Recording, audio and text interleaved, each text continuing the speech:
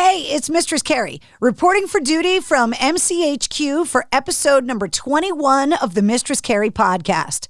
This episode of the podcast is sponsored by Latini Creative Solutions. They have over 20 years of experience in design, print, and marketing, specializing in creative solutions that capture your voice and deliver your message. From supporting and energizing your already established brand to developing your company's identity and marketing campaigns, Latini Creative Solutions provides design that is thoughtful, focused, and creatively executed. They can handle whatever you throw at them. And trust me, I've been throwing a lot at them.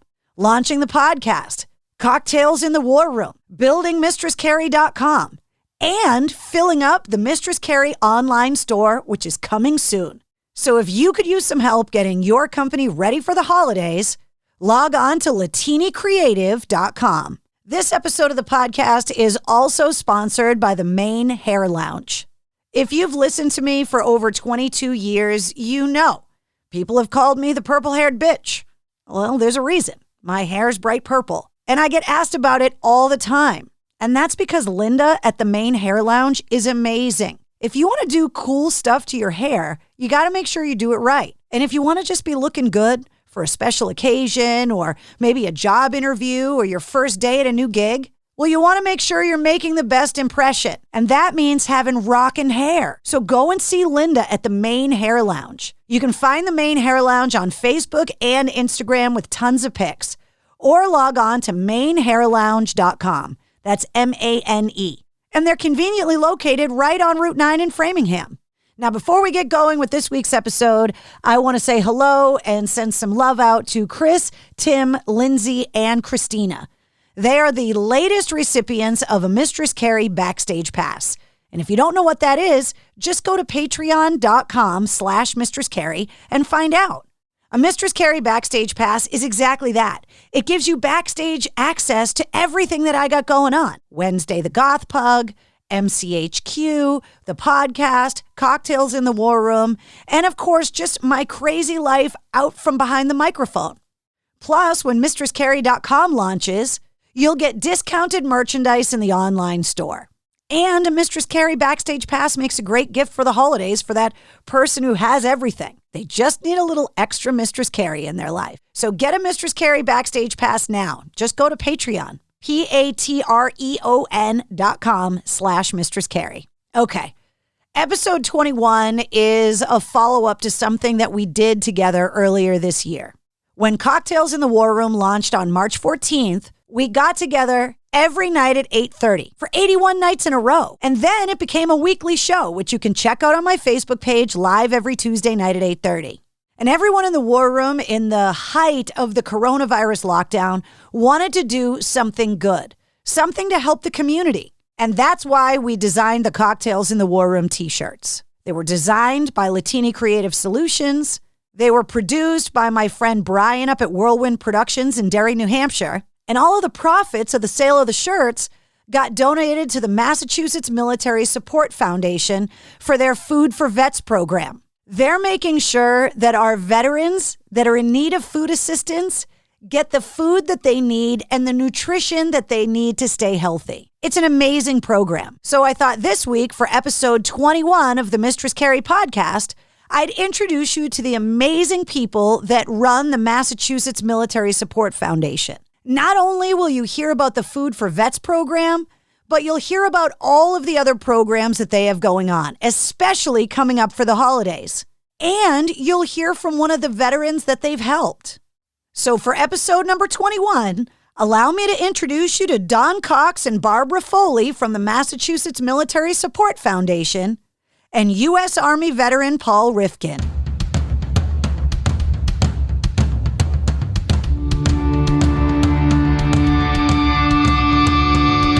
Hey, what's up? This is Sully from Godsmack. Strap on those boots, baby, because you are now in the trenches of the war room with the one and only Mistress Carrie right here on the Mistress Carrie podcast. What's up? This is Joe Rogan, and you're listening to Mistress Carrie. Her hair so lovely, pretty eyes. Hey, this is Brent from Shinedown, and you're listening to Mistress Carrie. Hey, Carrie, go put your bra on, girl. Hey, this is Steven Tyler, and you be listening to the baddest bitch in Boston, Mistress Carrie. What's up? This is Aaron from Stain, and you're listening to Mistress Carrie. Hi, everybody. This is Dave Grohl from the Foo Fighters, and you're listening to the one, the only Mistress Carrie. Hey, this is David from the band Disturbed, and you're listening to the baddest bitch in Boston, Mistress Carrie. This is Marilyn Manson, and you're listening to the baddest bitch in Boston, Mistress Carrie. Hi, this is Flea from the Red Hot Chili Peppers, and you're listening to Mistress Carrie. This is Dennis Leary. You are listening to my favorite, Mistress Carrie. Hey, this is Corey from Stone Sour, and you're listening to, you have the privilege of listening to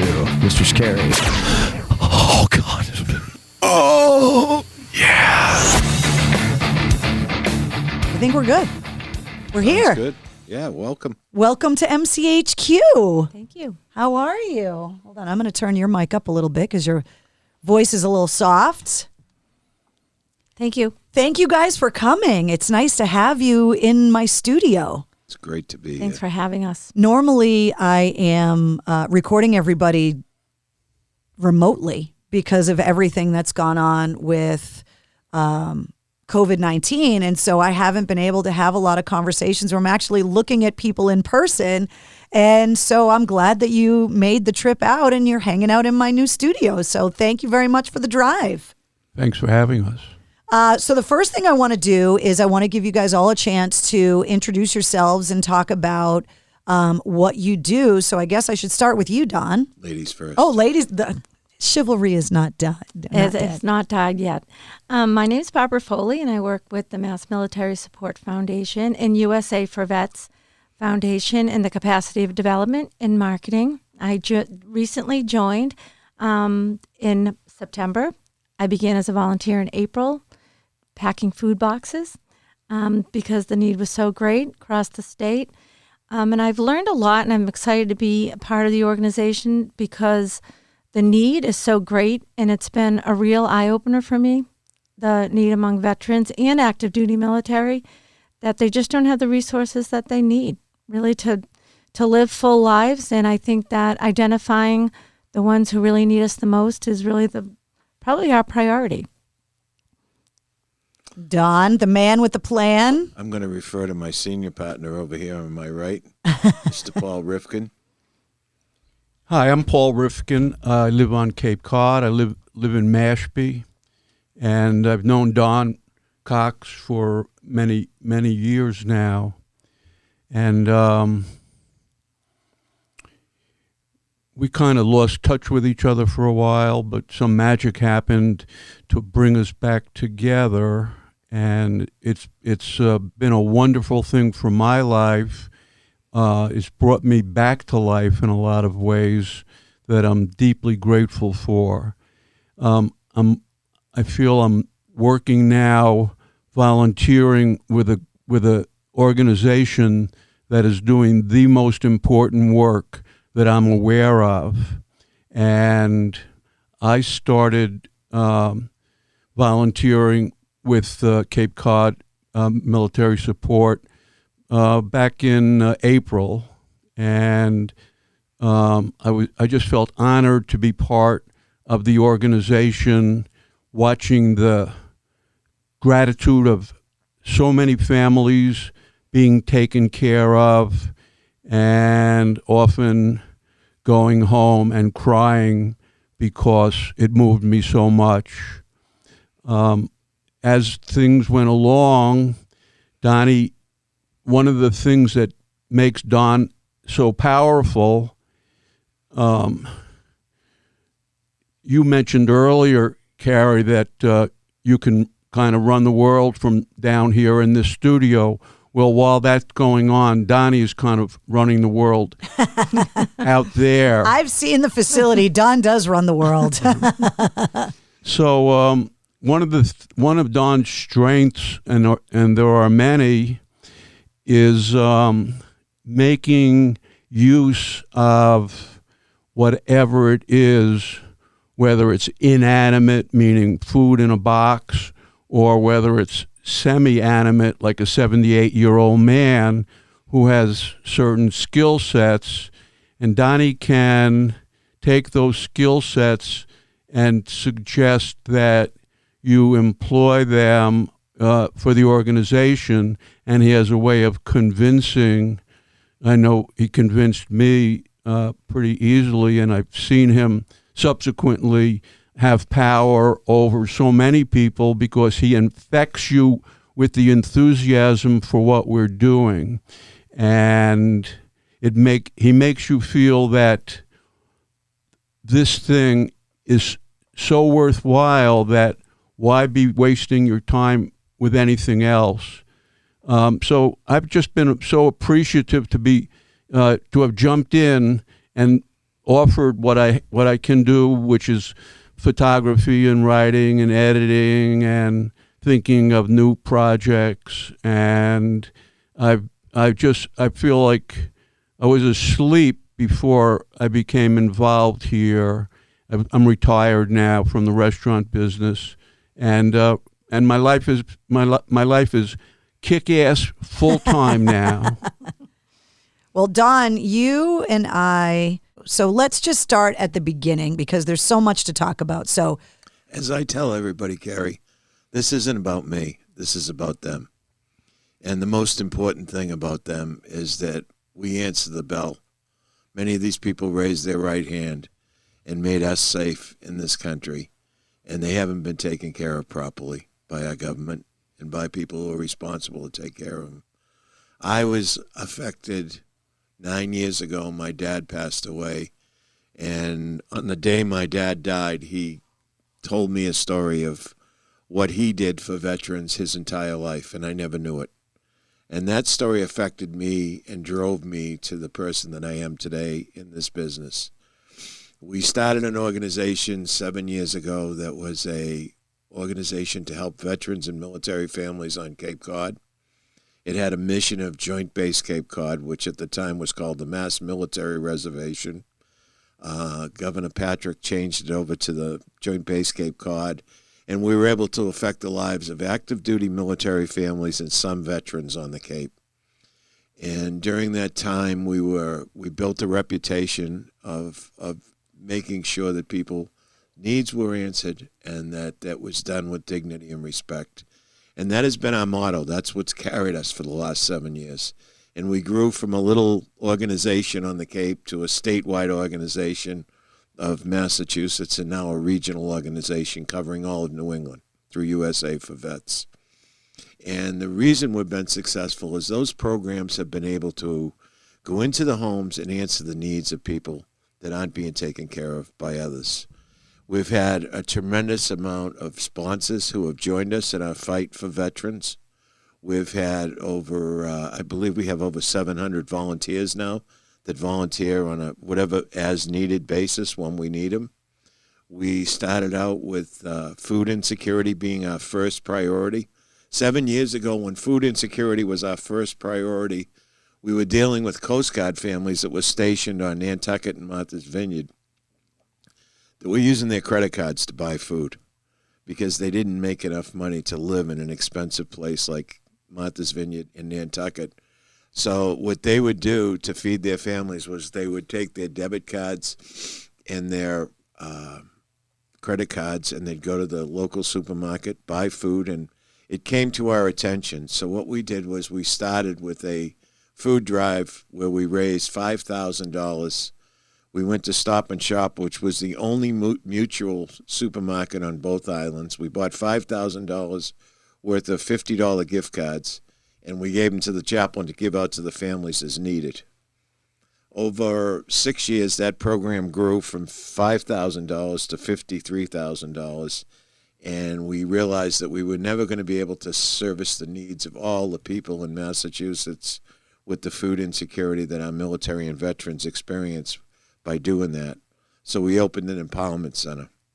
The empowerment center was a place where people could go and get whatever was needed to take care of their family. In the case of a young soldier or a young veteran, There was diapers, baby clothes, food, over-the-counter medications for both the parents and the children.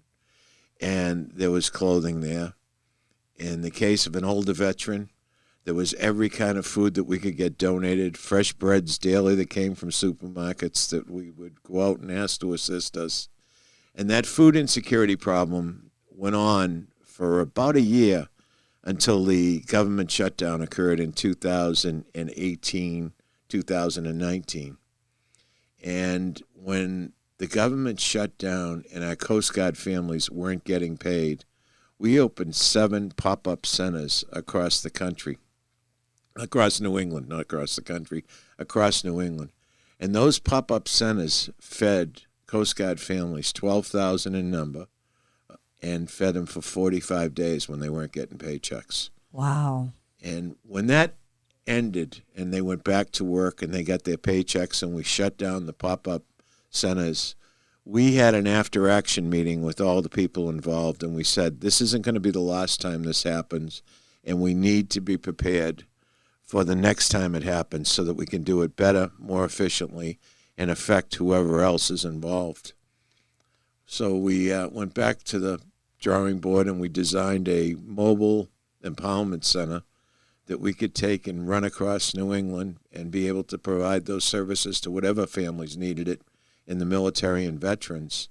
And lo and behold, in March of 2020, a pandemic named COVID hit the United States, and we were built for that disaster.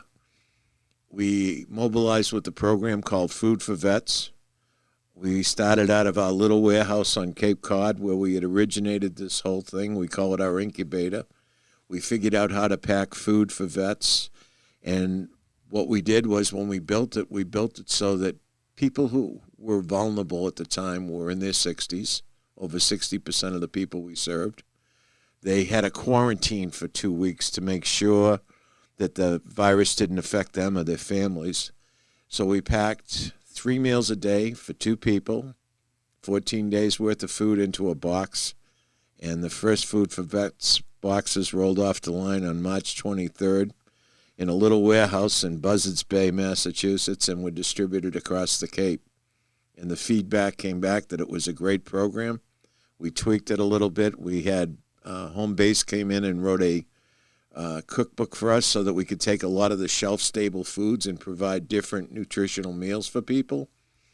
The program rolled, and we just finished last week. We figured that we have served 5 million meals throughout New England with the Food4Vets program since April. Wow. And you were a big part of it. You helped. You were one of the people that came to us when it was going on. You heard about it. I don't remember how you heard about it, but you called and you said you were going to help with the fundraising. And this was undertaken completely from April until July, before we had any assistance from anybody. We underwrote this entire program. Well, that was, for anybody that's listening to this episode of the podcast, there's a couple things with everything that you're talking about. First of all, if you're listening outside of New England, this problem, this food assistance need is not exclusive to New England. So if you're listening anywhere else in the United States, this problem is everywhere. And your program can be used as a blueprint for other people to be able to help solve this problem nationally. I think the biggest thing that people are going to be surprised about, and it's something that I want to talk about right away, is how the hell can someone be actively serving in the U.S. military or a veteran of the U.S. military and not have the resources to be able to feed themselves and their families? How does that happen? And why is this need even there? And why isn't it being fixed? Well, the need is there very simply. If anyone knows anything about the military, there is pay grades that start at E1, which is the lowest grade, and go up to E9, which is the highest grade. Somebody that's in the middle, a sergeant or below, is making somewhere between $40,000 and $50,000. They're living in an environment where, rent, fuel, insurance, all of that is not covered by their government payroll. So they have to pay those expenses by themselves.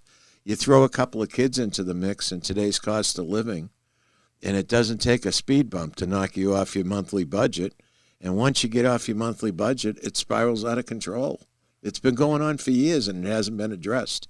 And the worst part is, not only does it go on with active duty, but veterans experience it. You know, we take people and we bring them into the military, and from the day they go to boot camp until the day we discharge them, we teach them to think, act, and live as a unit. They have a common goal to achieve the success. And the day we turn them loose from active duty and put them back into civilian life, we discharge them and we send them on the way by themselves. And there is a big problem in the way that those people readjust to civilian life.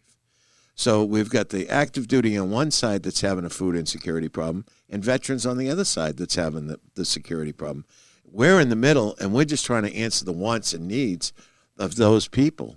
There's a number of organizations out there beside us that try and do this, but veterans are very, very apprehensive in taking assistance from anybody. We train them to think, act, and perform as a unit and survive at all costs. So for them to admit that they have a failure or they need help with food assistance or job assistance or whatever the program is, that is the obstacle that's the hardest to overcome. And we've worked for 7 years to understand how to attack that problem and solve it. When I started Cocktails in the War Room back on March 14th, I call it my happy accident. The show was nightly at that time. It's now every Tuesday night at 8:30 on my Facebook page. But at the time when the pandemic really hit, I was on every night. And one of the things that I would always look for is resources and places that I could send people that were having difficulties. And I've done so much work with the military and veterans community over the years. I heard about you and your mission because I had started to see some of my friends on Facebook talking about how they had gotten the word because they were down on the Cape and that they were starting to pack these food boxes. And then what really propelled me to want to get involved was you started opening up multiple distribution centers, and I started seeing this massive facility that you had centered around Gillette Stadium. And I was like, there has got to be a way for people like myself who feel isolated in their home and are not able to go. And I mean, everybody was just kind of stuck at home feeling helpless. And so it was, okay, well, how can we help from home? How can all of us who are all separated, I can't have a fundraiser at a bar, I can't have a big event because of COVID. How can we mobilize everyone in a way to be able to help in one specific mission and have us do it all when we can't be together? So that's how we came up with the Cocktails in the War Room t-shirts. And I had to hunt you down to get into contact with you. And I was like, hey, if I do this, can I give you all the money? And you were like, who are you? And why do you want to give me money? And that is and how. The answer is yes. Yes, the answer is yes. We'll take your money. And so we sold just under 800 Cocktails in the War Room t-shirts. Part of the mission of the t-shirt sale was to help local businesses as well.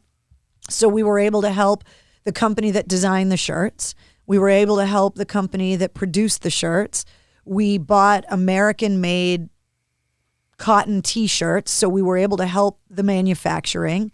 We shipped them through the post office, so we were helping the post office employees. And all of the money that was left over, all of the profits, we brought to you. And in order for me to present you with that $5,600 check, you invited me to come down and were insistent that I see your facility. And so I want you to talk about the expansion from the Cape, developing these distribution hubs, and how you ended up partnered with the Kraft family at Gillette. The Kraft family has been partnered with us for, I would say, over 4 years. We have another program, Codes for Vets, which we'll talk about in another episode. But when we started Food for Vets, I reached out to Donna Spigarella, who works for the Crafts. She's their community relations person. And we were trying to find somebody to help us secure boxes. Kraft family owns Rand Whitney. We called, and they had for anybody that doesn't know, that's how the Crafts afforded the Patriots. They were in the cardboard box business. Yes. That's how the family made their money. So we had been given a gift from Ocean State Job Lot, who's one of our big sponsors. They had a program where they had a bunch of surplus boxes that they were willing to donate. And the first Food for Vet boxes that came off the line said Ocean State Job Lot on them. And we had a sticker made that we ran off in copy machines in everybody's house to put on the boxes to say Food for Vets. And that's how the program started. When we got involved with the Crafts, they produced 50,000 boxes for us and delivered them to us at no charge. It was a donation to help us get started with Food for Vets. They saw the program. They actually came to the Cape and helped pack, and they saw the volume that we were packing in a 6,000 square foot warehouse. And as the COVID problem grew, we needed more space, and they had a building up at Gillette that they invited us to use. And the building at Gillette was 150,000 square feet, and I remember the day I walked in there, I was driven in there and showed the building and asked, will this work for you? And I was like, how to work? We're coming out of 6,000 square feet. I only need a small portion of this. And lo and behold, I started dialing for donors for food and donors for other things to do for the Food for Vets program. And all of a sudden, tractor trailers started appearing. We had partnership with the Greater Boston Food Bank that helped us secure shelf-stable products. We had all kinds of problems when the pandemic really hit sourcing foods. There was a period where there was no pasta available. Somebody reached out to one of the pasta companies that knew a pasta company, and we had 2 tractor trailer loads of pasta show up at the warehouse, which we needed a place to bag. And the Crafts had an empty store at Gillette, and they gave us a clean, empty store with everybody in proper PPEP equipment and gloves and hairnets and everything else. And we bagged 53,000 pounds of pasta into 1-pound bags that we were able to give out when there was no pasta available in the city of Boston. So the program just kind of manifested itself like that and expanded. And but I'm going to interrupt you just for a moment, Dawn. Yep.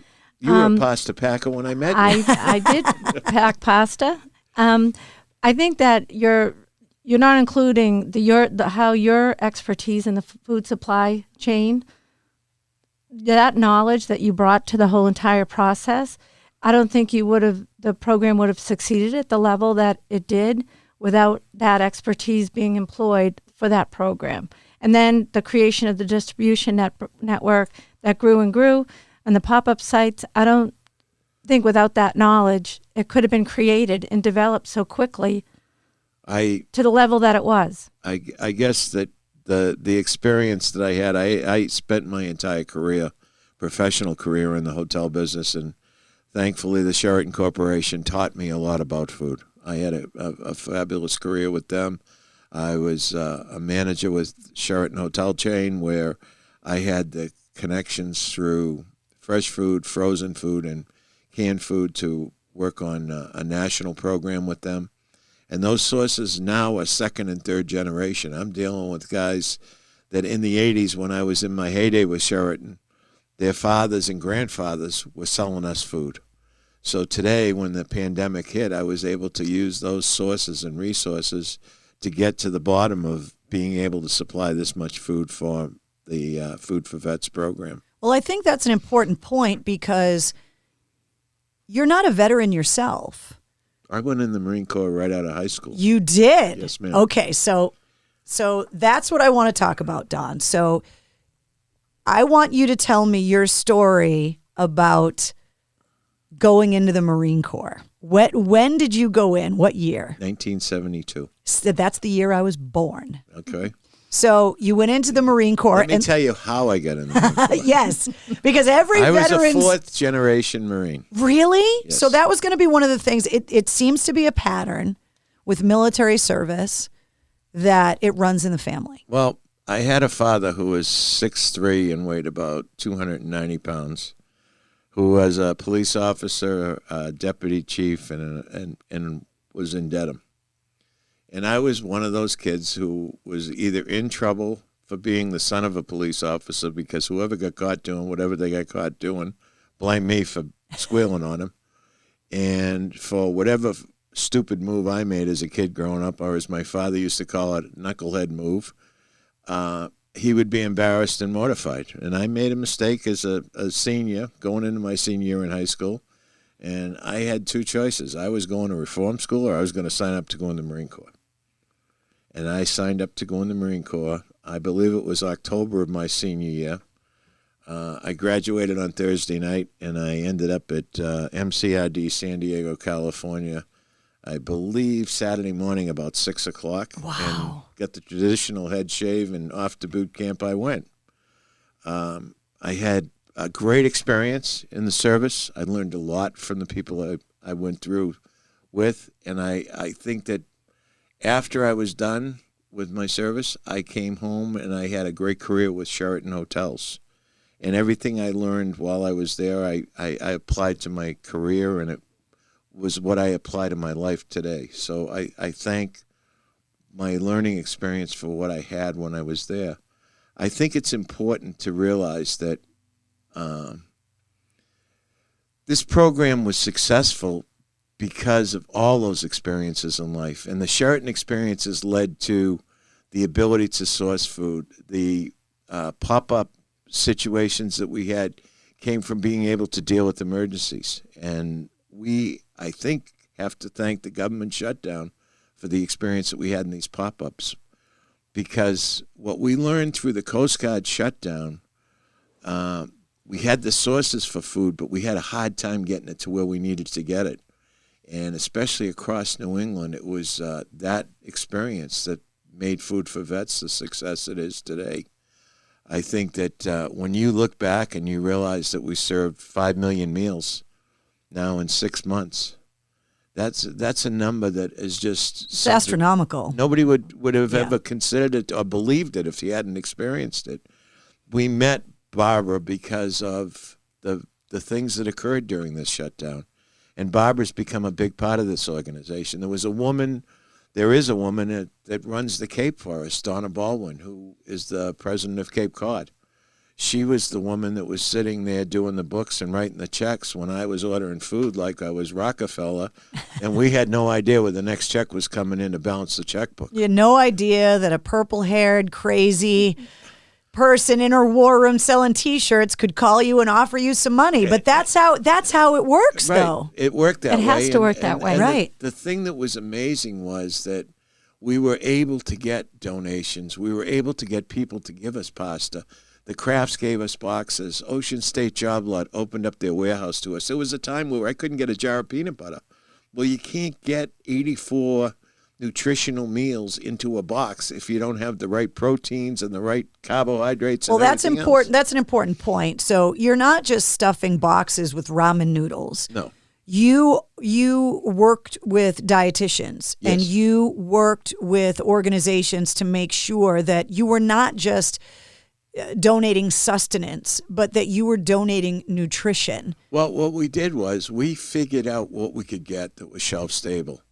And we called Bill Davidson and Jack Hammond at Home Base, who are partners of ours and have stood by us wonderful since the day that we met. And I drove Bill crazy. I was like, here's the ingredients I need to get. And they took their dietitians and they wrote the cookbook that's online. And once we got that for a base, we might have tweaked it a little. The beans might have changed, or the peanut butter might have changed, or the tuna fish and the chicken might have changed. But we maintain that nutritional value to be able to provide substantial meals in a shelf-stable environment. And especially important for people, for 60% of the people we were serving at the time or are serving are 60 years old, in 60 years of age and older. So that nutrition is really important for them. Right. And the other thing that happened that we didn't anticipate was with the restaurants being closed, there was such an abundance of food in Boston, and those connections came home to roost again. We had Cisco Foods, we had Amazon, we had 3 or 4 grocery chains that had food that they could not use because people weren't going out and shopping, and it was fresh food. So we, Mr. Kraft, once again, take the parking lot at the stadium, and we had Cisco delivered trailers to us that we used for refrigerators. We took all those donations, and we did a fresh farmers market 3 days a week up there with the shelf-stable foods. So people would drive through, they'd pop their trunk the minute they hit the parking lot, would put a shelf-stable box in, and they'd drive down a line of fresh foods, and we had volunteers there that were socially distancing 6 feet apart at pallets of fresh lettuce, tomatoes, dairy, eggs, you name it, we had it, and we put those things in their cars to help them get through. One of the things, when you talk about the reintegration of our military, which is the bridge you cross between your military service and trying to adjust back to civilian life, you had to do that yourself coming out of the Marine Corps. And so when you talk about that reintegration, it's the same adjustment that our military has to make when they reintegrate from home after a deployment, that adjustment and change in lifestyle. And what I always talk to people about is the skill sets that your military service and deployments teach you. While you may have to learn to reintegrate back into civilian life, those skill sets can be tweaked and used.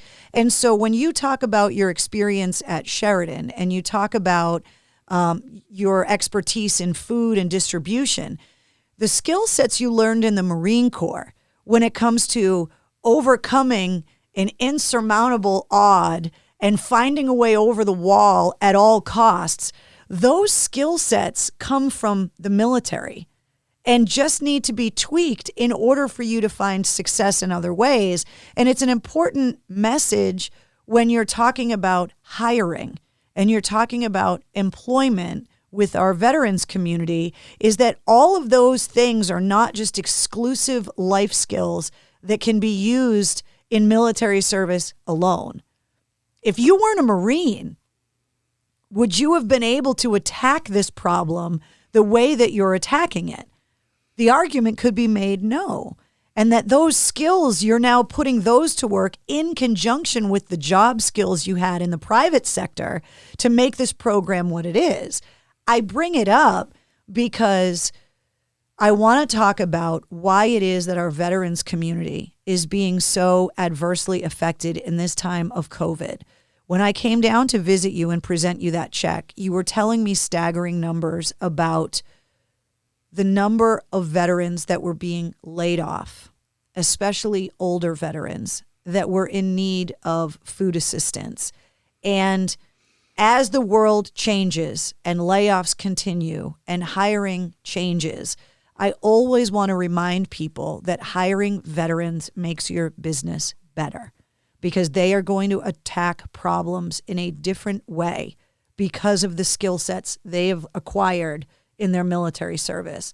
So can you talk about why it is that when everyone is suffering in COVID, why it is that our veterans are suffering in a different way? Why are they being laid off? What is going on? I would say that the biggest problem is that the percentage of older veterans that we have that have either served a career in the military or left the military and gone into the private sector. It was World War II, and it was Korea, and it was Vietnam. And they're in their 50s and 60s and 70s and 80s now. The older veterans from World War II are pretty well established in where their lifestyle is. The veterans from Korea and Vietnam have either become very dependent on spousal income or investments.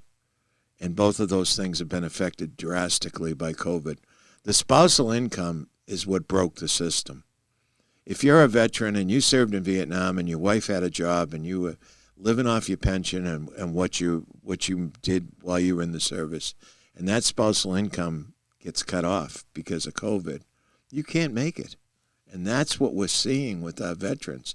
The other problem is, and I don't mean this disrespectfully, but this was a way for corporations to cleanse themselves. They found out that they had somebody that's worked for them for 20 years. They could lay them off because of COVID. We don't have enough business. So they cut back on their labor force. As their business came back and things opened up, they didn't bring the older veterans back because they were making $18, $19, $20 an hour. They brought in the younger kids at $13 an hour. They're not getting 3 weeks vacation. They're getting 1. They don't have 15 sick days. They're getting 6. They don't have pension. They don't have overhead. And they use the excuse of COVID and lack of business to keep from bringing those people back and cleansing the corporation and making their overhead and their operating expenses. This world has changed so dramatically since March 15th. I remember sitting the day that Governor Baker made the announcement as what he was going to do about closing the state down. It was a Sunday afternoon. We had just done our last fundraising event, and let me tell you, if we hadn't done that fundraising event that day and carried it off, there would have been $70,000 that we wouldn't have had to go attack this problem. And when the event was over, I took my wife and we stopped on the way home and we got a pizza. We were sitting in a place. He had his news conference and it was up on the TV. And when he made the announcement, I looked at my wife and I said, this world is about to change like we never expected. And I don't think she believed me. And as this has gone on, we've seen things happen to people that we know, people that volunteer for us, people that we have where they've had to make tremendous adjustments.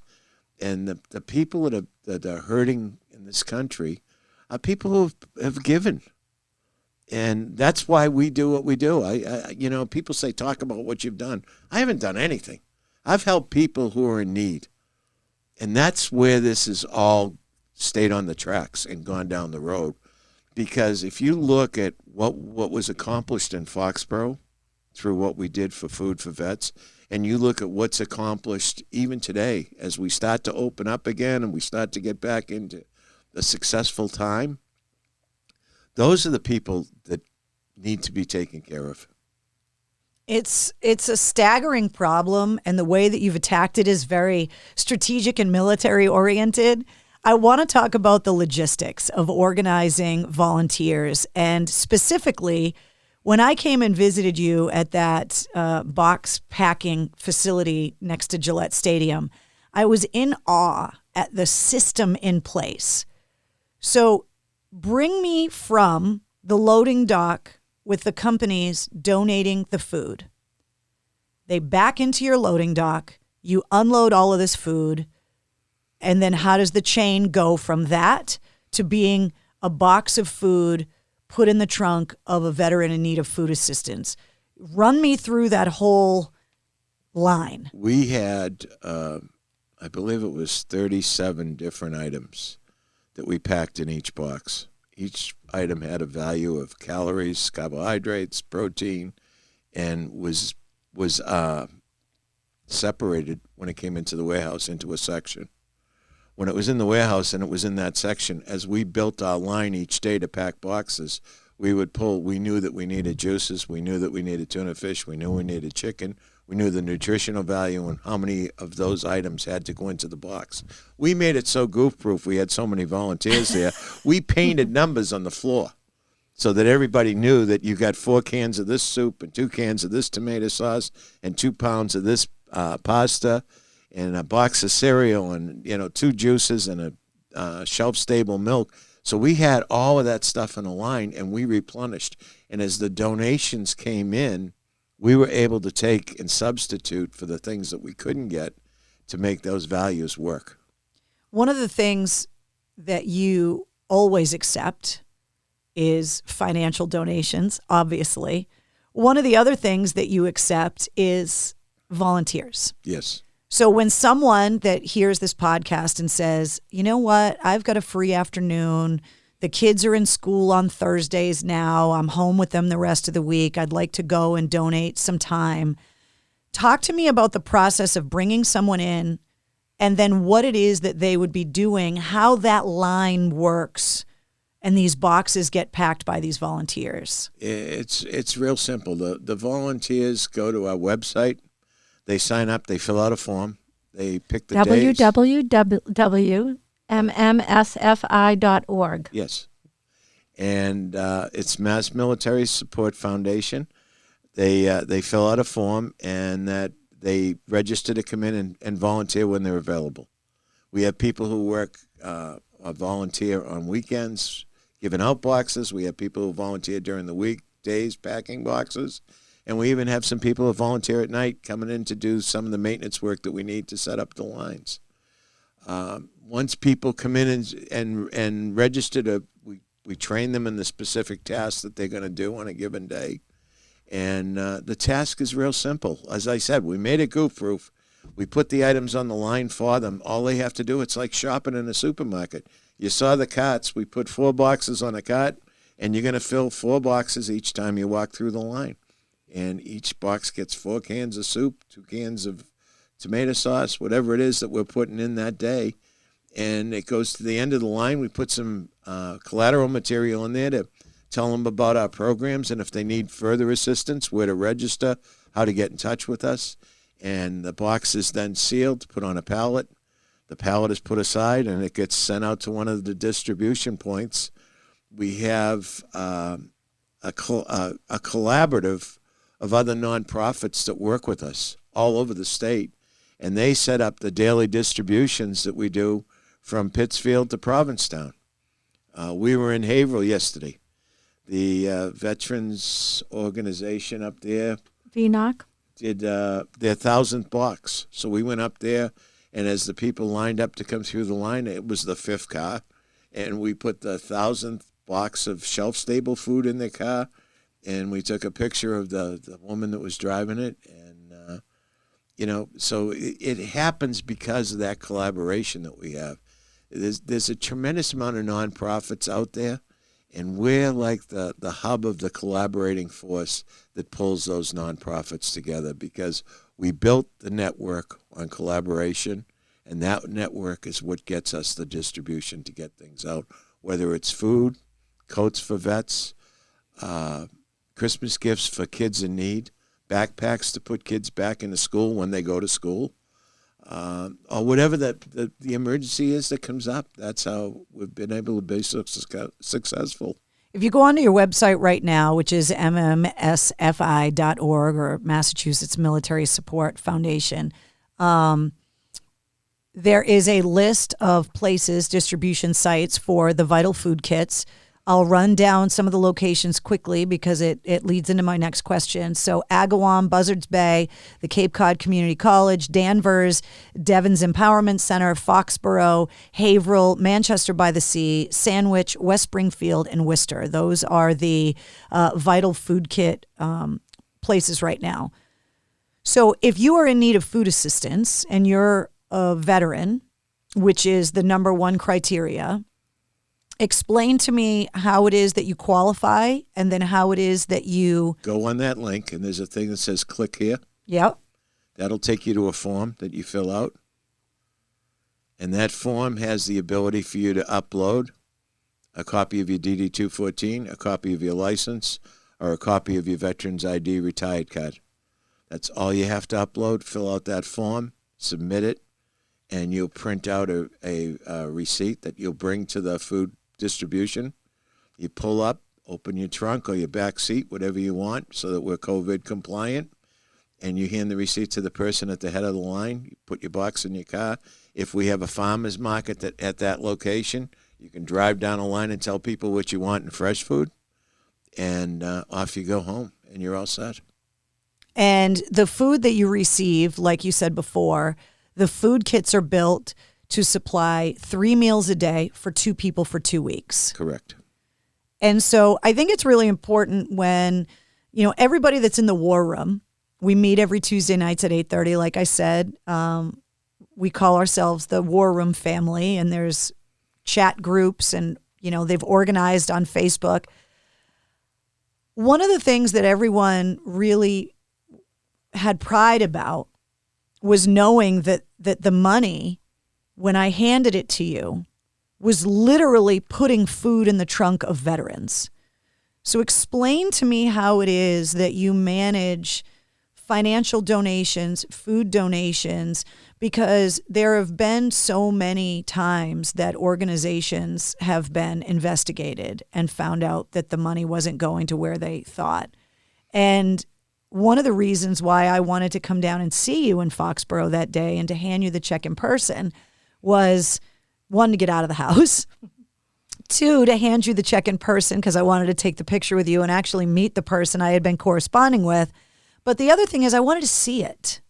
I wanted to put my own eyes on it so that when I tell people we're raising money for this organization and this is legit, there's a lot of pressure and transparency in making sure that people understand that your organization is doing exactly what you say. How do you navigate that and make sure that companies and organizations know you're doing it the right way? Because unfortunately, there are some that have proven to not be so transparent. We, through the verification process that we just talked about, have a list of everybody who's gotten a box from us. Anybody who isn't on the list for that distribution that's gotten a box in another way, whether they're 115 funds in Massachusetts or through, we just did last weekend, the VFW. They registered all their members across the state that needed food assistance, and we passed out 600 boxes of food last week, but we have the names of those people. So we have, you can tie back into our donations and our distribution, one for where we come. We have very little waste. Our waste is in our live food, so we don't have a lot that we throw away.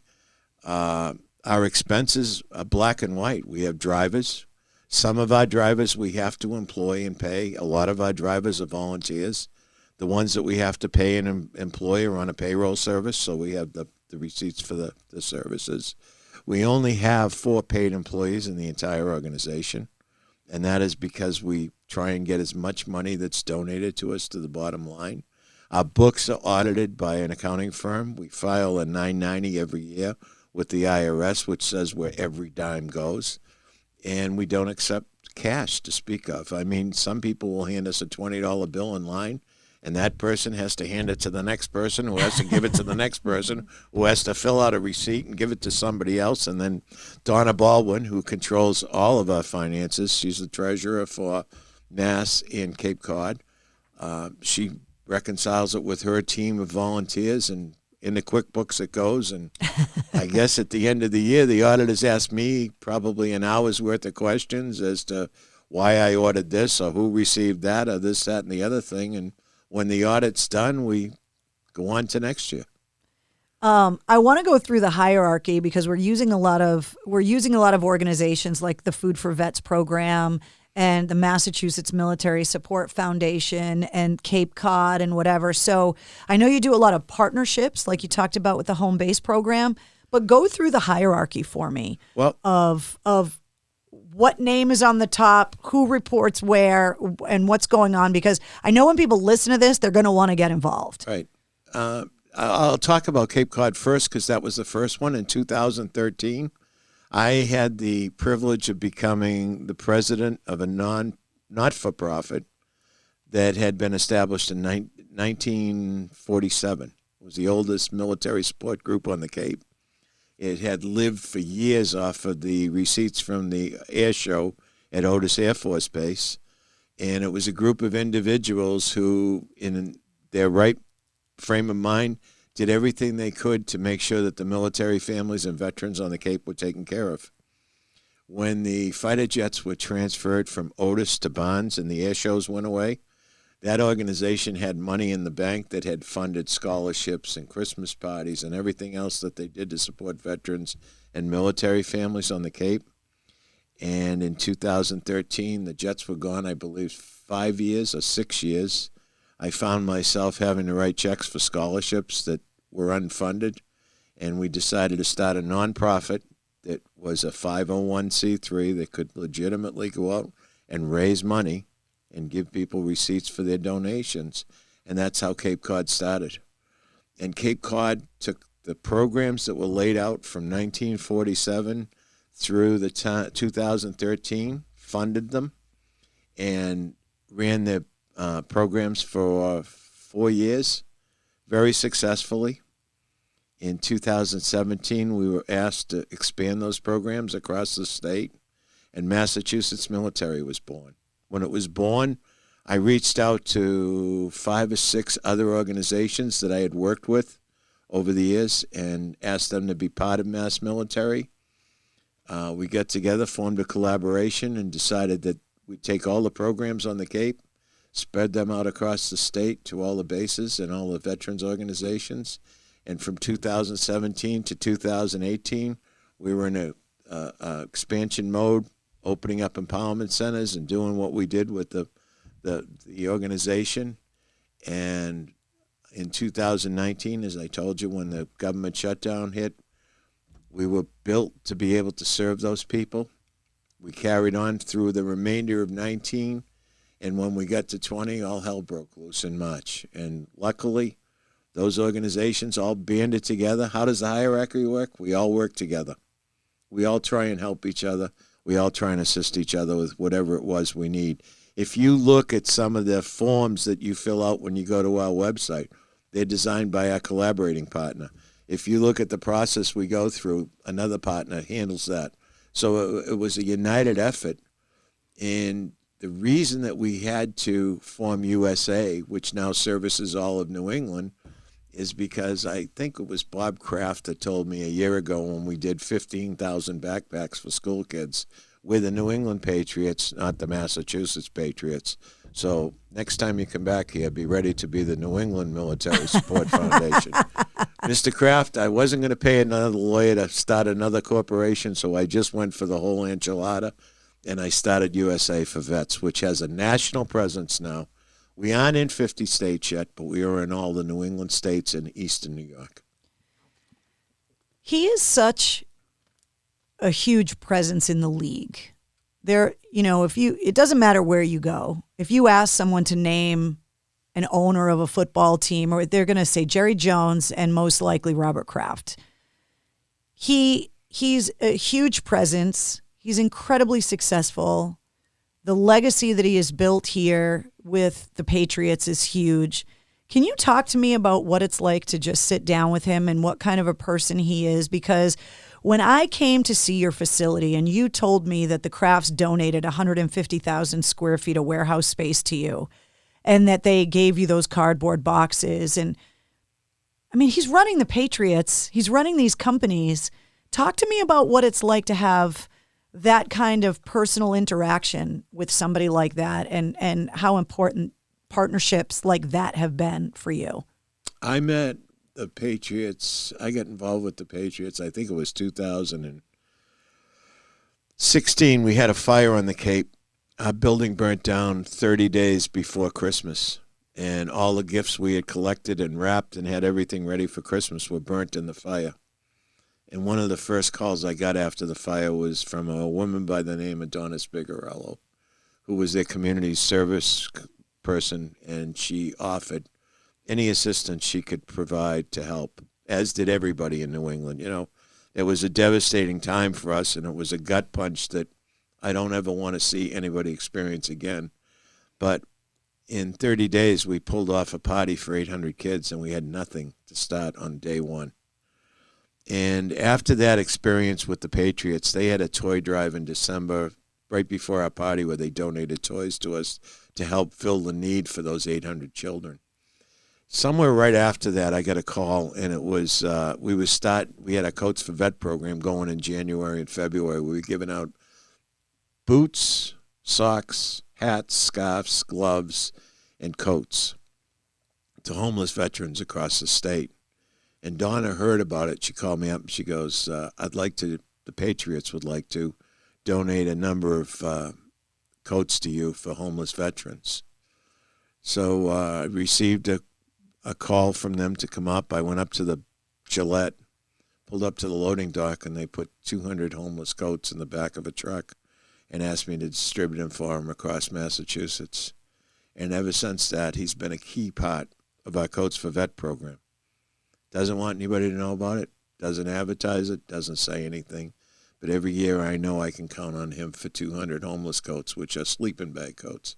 Homeless veterans can pull the bag out of the back of the coat, put it on their legs, and they can sleep out in the outdoors and be safe and warm in the wintertime.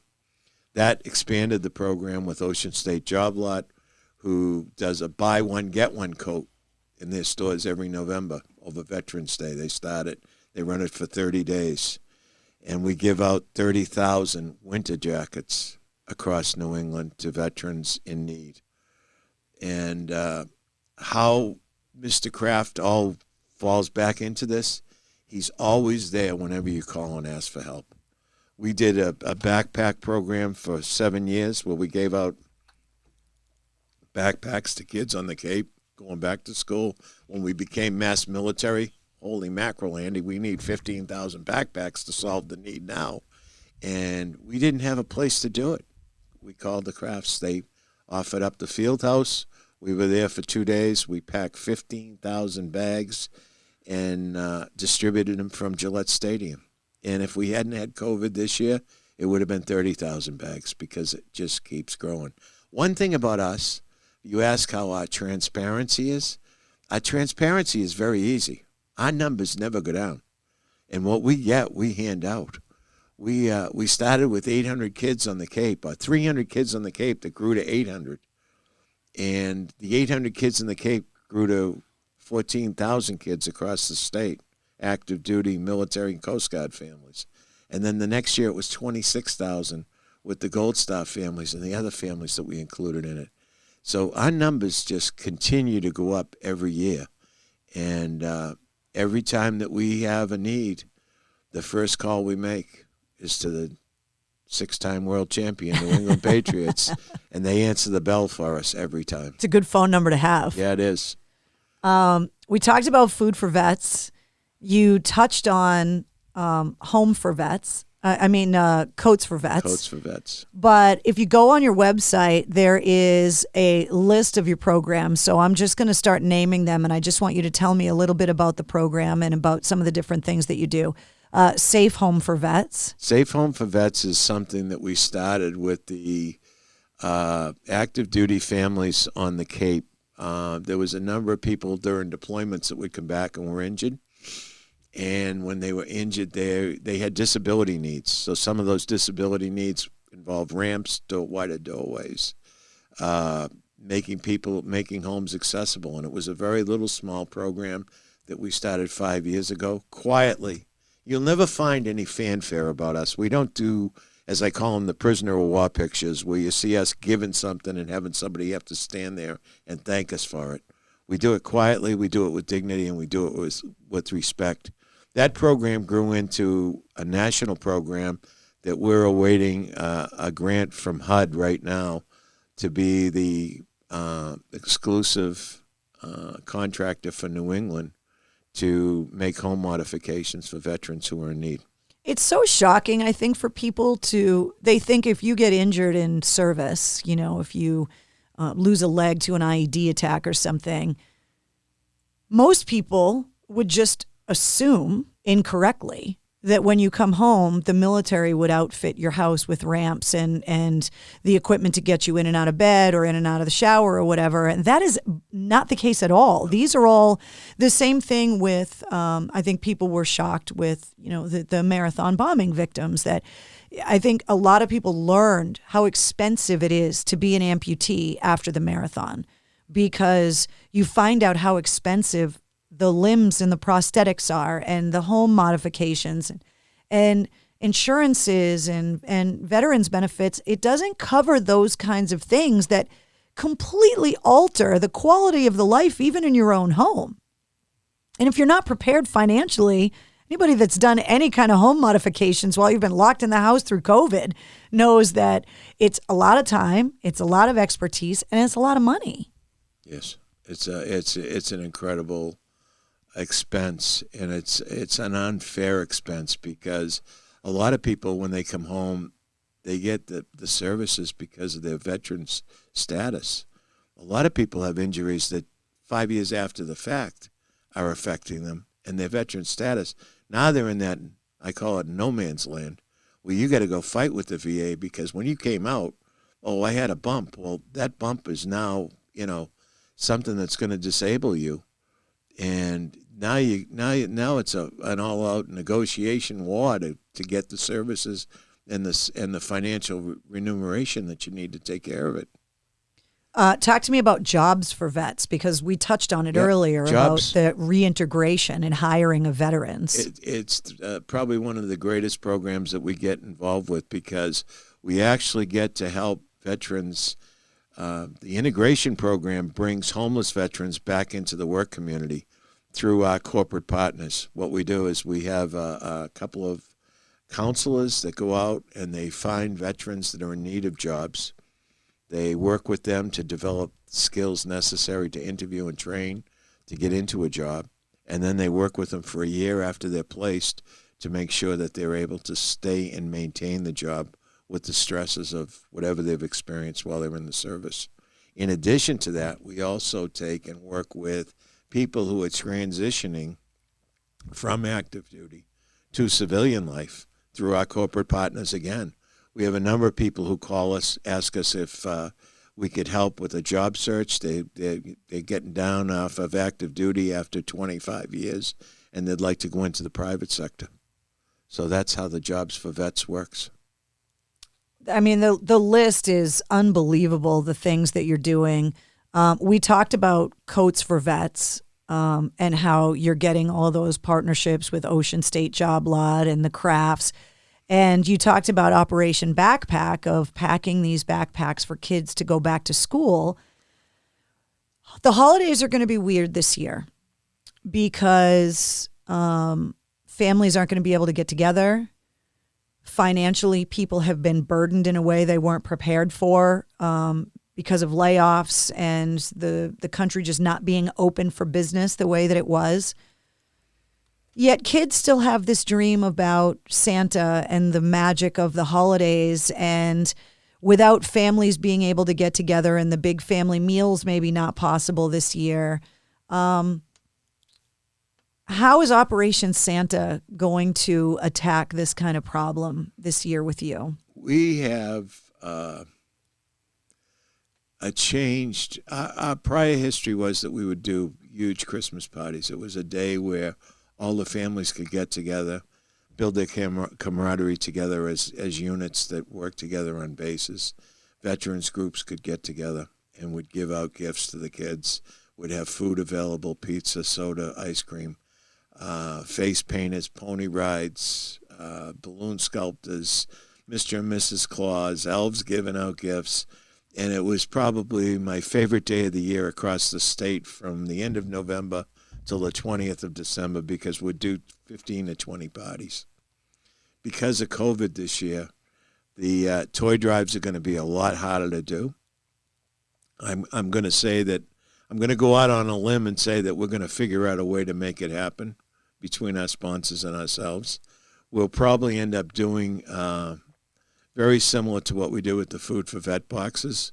Santa is going to be a drive-through, a drive-by, whatever we decide to do this year. We had Blue Cross Blue Shield in 2 weeks ago. They sent people down to our warehouse at the Cape, nowhere near the numbers we did in the past, but they wrap gifts for the day to make sure that we have wrapped gifts for some of the underprivileged families that need assistance over the holidays. So we're working on that, as we always have, and it's a work in progress. If you could tell me what's going to happen in 4 weeks, I could tell you exactly how we're going to do it. We're on the fly, and I think Barbara and Paul and all of our staff are just trying to make sure that the kids have a proper Christmas this year. It's an amazing thing to watch, and when you build a business, you put these plans in place. You've had to build a business that doesn't really rely on its plans, because you've got all of these different arms of what you do, and you're constantly zigging and zagging based on the needs of the veterans community and their families. And you're doing it in a time where everyone can relate. Like you said, if you could tell me what's going to happen in 4 weeks, I'll tell you how we're going to do it. Can you talk to me about how it makes you feel to be surrounded by such selfless people that help make this vision happen? Talk about what the volunteers mean to you. Talk about what the generosity of the donors means to you. And I don't just mean the crafts. I mean the people that just click on your website and make a financial donation, the companies that are donating food. And for anybody that was in the war room and bought those T-shirts that turned into that donation that I gave you, talk to me about experiencing that level of selflessness. It's hard to explain. One of the greatest gifts I get out of what I do is I have the ability to see the end result. I see that kid that has a smile on their face. I see that veteran that's choked up and ready to cry. I see the wife that can't give me enough gratitude between pre-COVID hugs and today air hugs, as we call them. I see that Gold Star mother that'll never live another day the way she lived before the death of her child. I see veteran families who are in need, and I see the ability to be able to assist those people and do it in a way where they get what they deserve and do it with some dignity and respect. I keep coming back to dignity and respect. I really believe that's why we all do what we do. I think that the donors that we have, be it the person who sends a check in for $5 or the corporation that writes a check for $50,000, and that's the gamut. I mean, that's what we live with. And there's a joke between Donna and I that, you know, how much is this program going to cost? I said, well, how many people are we going to serve? We don't know when we start a program. And none of our programs, as I said to you earlier, ever go down. We always find another person that needs another hand up. And it's a hand up. It's not a handout. And that's the most gratifying thing. And I think the reason that we've been able to attract the quality and caliber of partners that we have, corporate and you know, everyday citizens, is because they see the work that we do and they understand how we do it, and they're glad to be part of it.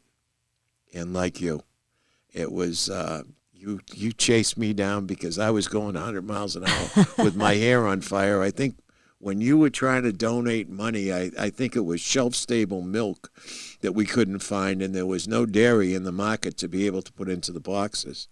And it took you a couple of days to get connected to me. I think it was Max Lane that we had a common relationship. And I had known some people that had come down and volunteered too, so I was able to track down some contact information. I can be very persistent, Don. And Max called me up and he's like, "Will you just please call her, get her off my back? I told her I'd get to you." I love Max. And I called you, and then we talked, and you know, when you came down to the warehouse, we were just catching our breath. That was when we were going from phase 1 to phase 2. Barbara was just coming in. Yeah. It was crazy. And, you know, the volunteers, I mean, that's the lifeblood of our organization. I mean, Paul is a classic example. He can tell you. He walked in the door at the Cape to get a box of food during the pandemic because it was 2 weeks' worth of food, and he didn't have to go to a supermarket. And the next thing he knows, he's... What does classic mean, old? Oh, I mean... Okay. Classic means typical. I think typical is the word I'd use. If I could just say a couple of things, might you tell the story of what's happening this weekend that you're going to be going to? Well, this podcast will come out afterwards. But it's a cute story. Okay. Well, so tell me the story about last weekend, because that's wedding. Yeah. That's when the podcast will be out. So. Okay. Last weekend, we had a wedding at Foxborough. 2 people met in the distribution line of the food boxes in March, started dating, and they're getting married on Saturday. And their wedding is going to be at the food box distribution Saturday. No way! Yes. So we have an expression of that where the people who did that distribution, their motto is, "We were strangers and now we're family." And we're all connected on Facebook through the Facebook Messenger, I think. I think that's what it is, and we send messages back and forth to each other. But that's just a classic example of what's come about from this whole pandemic that we've been able to help people with. And finding those bits of joy and reasons to celebrate is so important. One of the things that we talk about a lot in the War Room is the toll that it's taking on people's mental health. That if you lose a loved one, whether it be COVID related or not, the inability to be able to grieve and mourn properly, because having funerals and wakes and being able to spend time with people when they're sick in the hospital has been made almost impossible.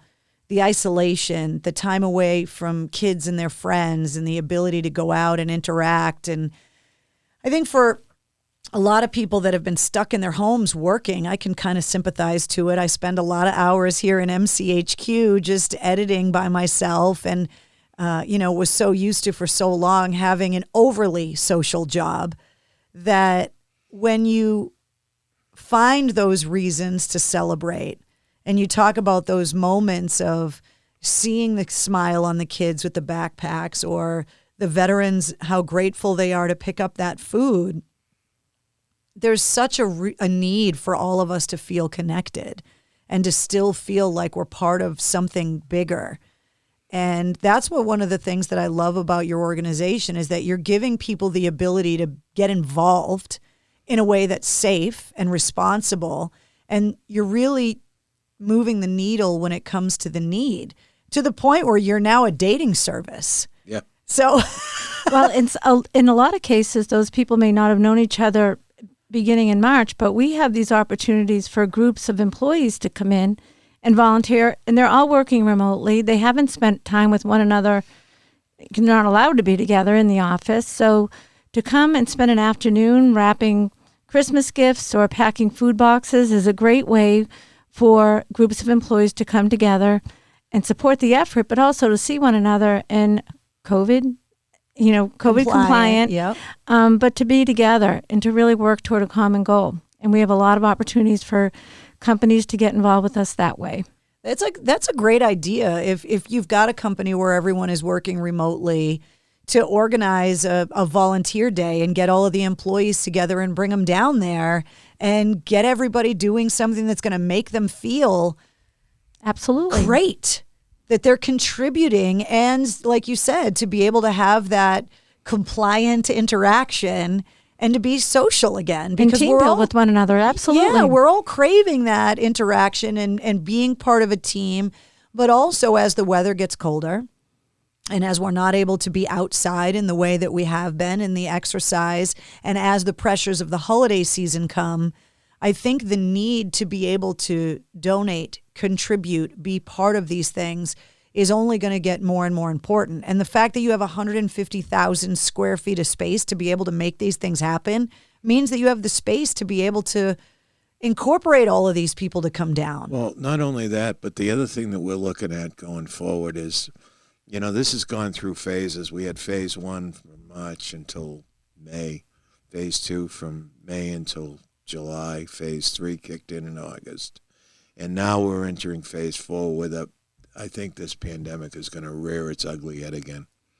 And we've been told to prepare for January and maybe run as late as June. So what we're trying to do to make things more efficient is the 150,000 square foot warehouse was good to get us up and running. But now we're trying to get back into a regional type thing where we've got warehouses that are 10 to 15,000 square feet, where you're doing the state of Rhode Island in Rhode Island, and you're doing the state of Connecticut in Connecticut. I have made a third world country rich with the amount of fuel I've bought since March, believe me. The trucks and the compressors and the refrigeration that we've had to buy fuel for is just astronomical, and it's not sustainable. It's like the $50 gift cards. We've done our mission. Now it's time to tighten up, and we're going to go to a regional concept. So I think you'll see as the winter comes and we go further into this pandemic, I think you'll see a warehouse in Rhode Island that will be able to answer the needs and volunteer needs of Rhode Island residents. I think you'll see one on the Cape. I think you'll see one in Boston. There'll be one on the North Shore, and there'll be one in Springfield. And I think there might be one in the Worcester area. So that will cover the network that we have in place as we open up in Connecticut and New Hampshire and Vermont and Maine. There'll be facilities very similar to what Foxborough was, but smaller in size because, as I said, the fuel costs are just prohibitive. So it's a lot easier to have a packing facility that can distribute that way to the state rather than one big facility in Foxborough. And you got to run 3.5 hours out to Agawam with a truck, or 3.5 hours back at 7 miles to the gallon in a tractor trailer, or 11 miles to the gallon in a box truck. So that's where we're trying to become more efficient now, because I don't see this going away before the first of the year, and I don't see it being totally solved before June. So we've got to tighten up and figure out how to make this more efficient. And as we do that, we'll get through it together like we have since March. Well, I just think that what you're doing is remarkable. I think you're an amazing person. I was honored to contribute in the small way we were able to. And when I talked to you about coming on the podcast and talking about where you spent the money we gave you, that was just one component of it. But I wanted to be able to share your story and what it is that you're doing with people that either need your services or people that would like to volunteer to help your mission, or if they're able to donate financially to be able to move that mission forward. And I think people hearing this, when they go to the website and they see all of the things that they can get involved in and all of the different ways they can contribute, and to really get the word out to our veterans community that these resources are there for them. And I think it's really hard, like you talked about earlier, to have veterans understand that this is not a charity case, that you are not less than, that you did not fail. And that's why you may be in need of these resources. And one of the lessons that I learned from my trips overseas is I always told the guys I was embedded with that you've got my back here. You're protecting me here in Afghanistan or in Iraq, and you're going to make sure I get home safely. In order for me to pay you back, I'm going to do that very same thing for you at home. And when you're dealing with a population of 3% veteran and 97% civilian, there's so many civilians grateful for your service. And this is how we are showing you that we are grateful for your service. Please allow us to thank you in the only way that we can, in the only way that we know how. And that is to volunteer for an organization like yours or to be able to financially contribute to it. This is our way of contributing. You've already done your contribution. Do you look at it that way? Yes, I do. I always say that you raised your right hand to make our lives better. We can put our right hand out to you to make your life better. And I just want to say thank you to all the volunteers that we have. Many of them are veterans. We have a lot of very successful veterans who want to give back, that don't need assistance, that come and volunteer for us. And the greatest experience in the world, and I think you probably felt this, was when you're volunteering and you're next to a veteran and you have no idea. And then all of a sudden you find out that that person has served and they're there to help their brothers and sisters. And I just can't thank the volunteers and our partners. I mean, without our partners, none of this happens. Whether it's the local newspaper store that helps us, that sends a donation at Christmas time, to the New England Patriots that helps with whatever time we call. I mean, we're blessed to have the people we have supporting us, and I thank everybody out there for what they do. I thank them too, but I invite more to join us. Yeah, the doors are open. Yep, for volunteers, for in-kind donations, for financial support. We really do need it all. The need is not going away, so we're asking for help too. I'm going to put the link to your organization in the description of this podcast so that if somebody's listening to it while they're on the treadmill or they're driving in the car or whatever, we'll make it really easy for you to be able to just go into the description of the podcast and click the link. This is a rock lifestyle podcast, and we always try to bring things back to music any way we can. One of the things I like to do is make a corresponding playlist that goes along with every podcast episode. So when you're packing food boxes in the warehouse, what are we listening to? It depends on the group. When I go, I go many mornings early to set up, see what came in and see what has to be going on the line. And I'm big into the bagpipe music when I'm there by myself because it kind of motivates me and gets me going. I don't know that that's going to motivate everybody, but I think a lot of times it's 70s and 80s rock. Yeah. That's what I remember from it. Yeah. Mm-hmm. Well, a lot of classic rock in there. Yeah. Mm-hmm. Packing some boxes to some Led Zeppelin and AC/DC. That'll motivate you. Yes. Mm-hmm. Well, I can't thank you guys enough for coming and hanging out with me today. It's so nice to actually have people here in MCHQ. I'm so grateful for your mission and all of the work that you're doing. And if, we can all band together, people that meet me in the war room or people that listen to this podcast, and try to help you out any way we can. I think that now's the time to try and find a way. And, be creative. If you don't have the money, but you have the time, donate your time. Yeah, and I can't thank you enough. I mean, you have no idea how expensive it is to run this program, and the effort that you made to make that donation and what you did was just incredible. And from the bottom of my heart, I thank you for all the veterans. Oh, thank you. It's my Thank pleasure. you. My who drove honor. through that line and said thank you to us. Well, I will take those thank yous. And, it just, like I said, we were just looking for a way to try and help in the only way we could. And I know that we're going to be able to do more of it in the future, and I look forward to that. Well, I thank you again. Thank you. All right, I think we're good.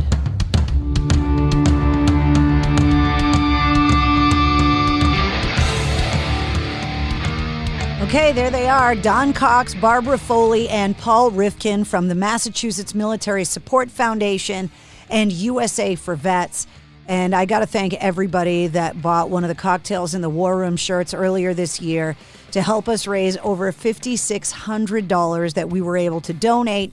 And now you know where the money went and how it was spent, and you also know how you can get involved. So in the description of this podcast, the link for the Massachusetts Military Support Foundation is there, and the links to their social media pages as well. And hopefully you're going to be able to donate your time and volunteer, or donate some resources, or make a financial contribution to help them with their mission through the holidays. There is also a corresponding playlist with some of that bagpipe music that Don was talking about. Don't forget, every Tuesday night, join us for Cocktails in the War Room. 8:30 p.m. every Tuesday night. Go to facebook.com/Mistress Carrie WAAF.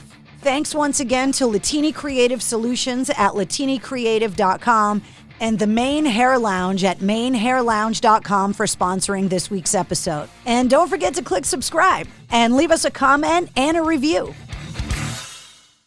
To celebrate joining Pantheon Podcasts, Rock Camp, the podcast, the official podcast of Rock and Roll Fantasy Camp, is giving away a guitar signed by Mike Portnoy of Dream Theater, Marty Friedman, formerly of Megadeth, and legendary shredder Zakk Wylde, plus our rockstar counselors like Vinny Appice, Monty Pittman, and more. To enter to win, simply follow, rate, and review our podcast on your preferred platform, and that's all you have to do. For more information, go to rockcamp.com/podcast.